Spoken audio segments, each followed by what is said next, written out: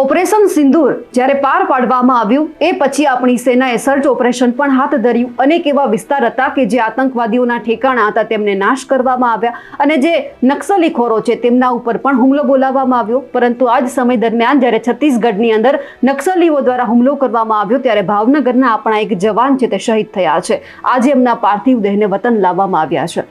નમસ્કાર, આપ જોઈ રહ્યા છો નિર્ભય ન્યૂઝ અને હું છું આપની સાથે રિદ્ધિ. છત્તીસગઢની અંદર જે નક્સલી દ્વારા હુમલો કરવામાં આવ્યો અને એ જ હુમલાની અંદર આપણા જે ભાવનગરના જવાન છે તે શહીદ થયા છે.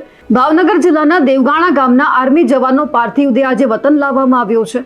દેવગાણા ગામમાં આર્મીમાં ફરજ બજાવતા આ જવાન શહીદ થયા હતા. છત્તીસગઢમાં નક્સલી હુમલામાં ભાવનગરના જવાન શહીદ થતા આજે તેમના પાર્થિવ દેહને તેમના વતન લાવવામાં આવ્યા. શિહોર તાલુકાના દેવગાણા ગામના મેહુલ સોલંકી જેઓ કોબરા કમાન્ડોમાં ફરજ બજાવતા હતા અને જ્યારે તેઓ પોતાની ફરજમાં હતા અને એ જ સમય દરમિયાન છત્તીસગઢમાં નક્સલી દ્વારા હુમલો કરવામાં આવ્યો અને આ જ હુમલામાં તેઓ શહીદ થયા છે. આજે તેમના પાર્થિવ દેહને તેમના જ જે વતન છે દેવગાણા એ મુકામે લઈને આવવામાં આવ્યા છે. આજે તેમનું પોતાના જ વતનમાં અંતિમ સંસ્કાર કરવામાં આવશે. ભાવનગરથી દેવગાણા રૂટ ઉપર આર્મી જવાનના પાર્થિવ દેહને ઠેર ઠેર પુષ્પાંજલિ પણ અર્પણ કરવામાં આવી છે. હવે દ્રશ્ય ઉપર પણ નજર કરીએ. જ્યારે જે આપણા જવાન શહીદ થયા છે એમને પોતાના વતન લાવવામાં આવ્યા છે ત્યારે લોકો શું કરી રહ્યા છે.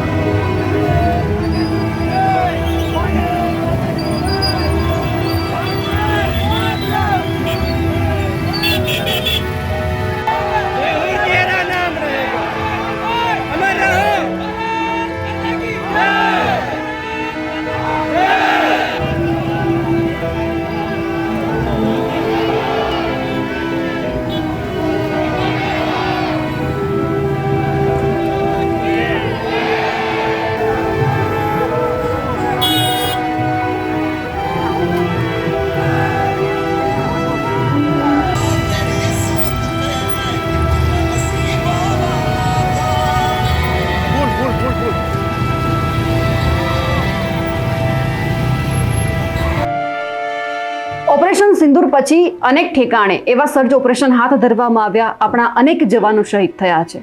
આજે જે રીતે ભાવનગરના જે આપણા જવાન છે જે શહીદ થયા છે તેમના પાર્થિવ દેહને એમના વતન લઈને આવવામાં આવ્યો છે. ઠેક ઠેકાણે લોકો એમને પુષ્પાંજલિ અર્પણ કરતા નજરે પડી રહ્યા છે. અમારા રિપોર્ટને લઈને આપનું શું કહેવું છે કમેન્ટ કરીને ચોક્કસથી જણાવજો. સાથે જ અમારી નિર્ભય ન્યૂઝ ચેનલને લાઇક, શેર અને સબસ્ક્રાઇબ કરવાનું ભૂલશો નહીં. નમસ્કાર.